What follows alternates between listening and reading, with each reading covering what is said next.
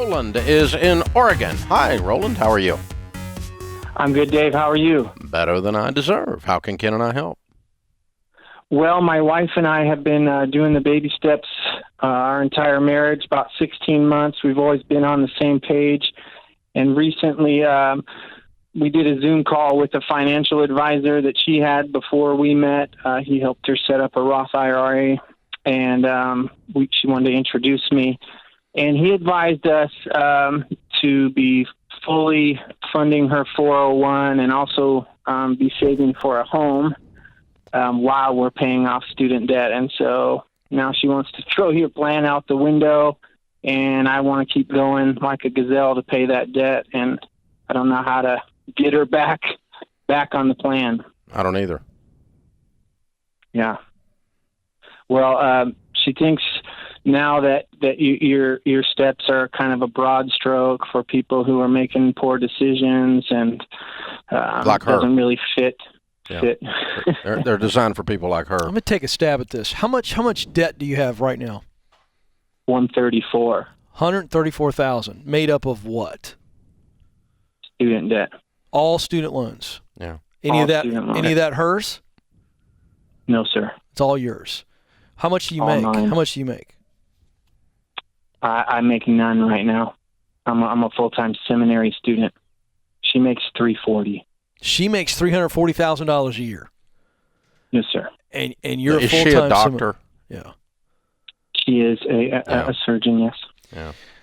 Okay, that's going to hurt my plan, because here's the stab I was going to take, and that is that she's got to see that while this guy has made this advice to her, that you still got this debt, and it's going to take so much longer to pay it off doing it his way and her way, and you're going to actually make progress faster. Part of the problem, Dave, I think, is we've got she's the full-time income, she's the only income, and she's making big money, and she doesn't feel it. It doesn't hurt her enough. The debt doesn't hurt. And Roland, I don't know how to help you. Let me tell you what you're experiencing. Yeah. 30 years of me coaching people in finance.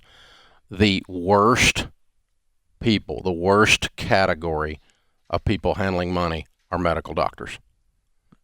As a category, they suck at handling money. Worse than pro athletes, worse than anybody. And the reason is that they're very, very smart intellectually, and they make the mistake of thinking that translates to finance. Yeah. They don't know beans about finance, but they have an intellectual arrogance.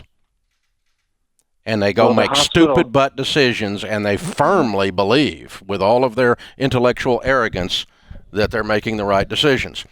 And it's the worst category. Now, not all medical doctors are that way, but it's stereotypical. I mean, I'm in Nashville with country music artists. Mm-hmm. Some of them do some stupid butt stuff. Some of them are brilliant with money. I meet everybody from actors to pro athletes to whatever over 30 years. The worst category are medical doctors. They are perpetually in debt, and they're perpetually underperforming in their wealth building because of their intellectual arrogance. And that's what you're running into.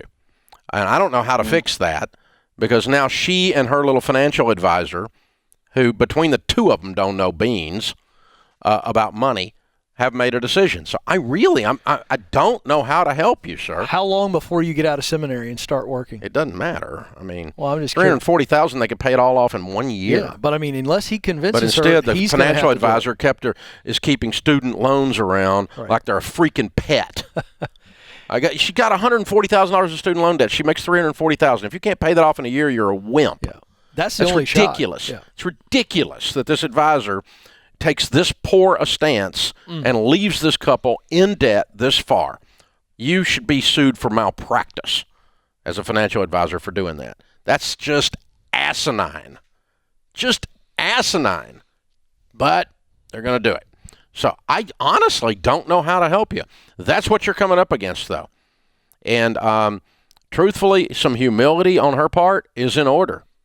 And saying, you know what, I really don't know anything about this area. I just listened to this one guy, and, he disagrees with the other guy. And so maybe now we can have a discussion. But no, don't doubt Dave Ramsey's a knuckle dragger. And his ideas are primitive, and they're broad strokes. How about the broad stroke your idiot financial planner gave you? There's a broad stroke for you. So, I mean, just God, aggravating as crud. So I honestly don't know how to help you. I really don't know how to convince someone in that situation what to do. I think you're going to experience pain before you do. And I think you're going to experience that she makes a lot of money, and you're not going to get the best use of it as long as you're following this idiot that she had on the phone. Well, the one thing we can do is if she's not going to get on board, then once he starts working, he's going to take all of his salary and put it towards the now debt. we're telling people to split their money apart, and that's going to split couples apart. That's not healthy for their relationship.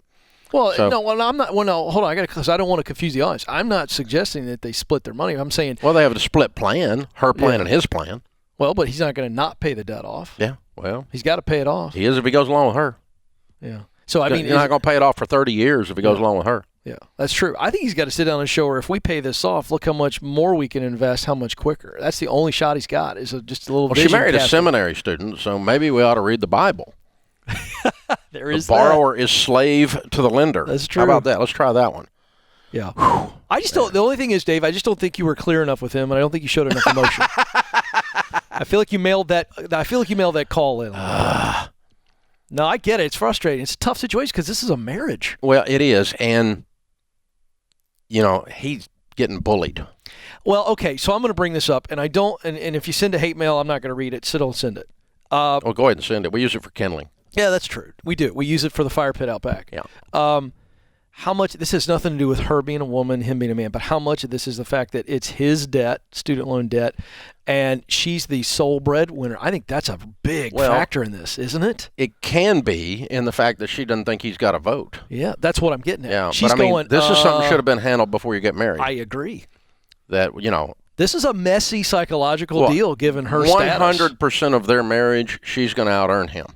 Yes. Unless he has some kind of ridiculous career in ministry that most people don't have. Right. I mean, a pastor's income is not going to keep up with a medical doctor's income in $340,000 a year in 99% of the cases. So this is going to be an issue for 50 years. Oh, big time. If that's what's driving. This is really marital counseling. Yeah. Just like any other problem, with it be parenting. Hey, she wants to discipline the kids this way. I think it's this way. This is a big issue. This is marital counseling is what this is. This is the shot to get somebody objective in there in the middle, let both of them hear each other out, and they've got to fight on this as a married issue. This is just like any other major issue in your marriage. In fact, maybe bigger. Let me explain to you what I'm talking about, because some medical doctors are all mad at me now, because I didn't call all of you. I said the category. Okay? It's a stereotype, right, which means that some people aren't. Right. But here's the thing. The people that have the most trouble with money are oftentimes the most, that have the best and the highest intellect, because they overthink it. They think it's a math problem, and personal finance is only 80% behavior, 20% head knowledge. It is a math problem, but it is not the problem. The problem is your relationships. The problem is understanding the flow of your income and where it's going to go. Understand the spiritual principles that are underlying all of this. And sometimes I run into an accountant or an engineer or, I don't know, name somebody, an attorney, someone else who, and there can be people in other career fields that have high intellect, but I'm people who are highly intelligent and highly analytical. Yep. And both also in a field are the ones that struggle the most to win with money. Well, remember this: most of the world used to think the world was flat, Dave. And these people are running in a world where it says you just go, you get the debt, and you're eventually going to out-earn it. It's not a problem. Yeah, so if everybody says it, then you just believe it. You should just do everything at the same time. Well, the world's not flat. Yeah. You need to get out of debt. That's right. The world is flat. Now we've confused everyone. What? Now I'm just lost, I am truly a knuckle dragger.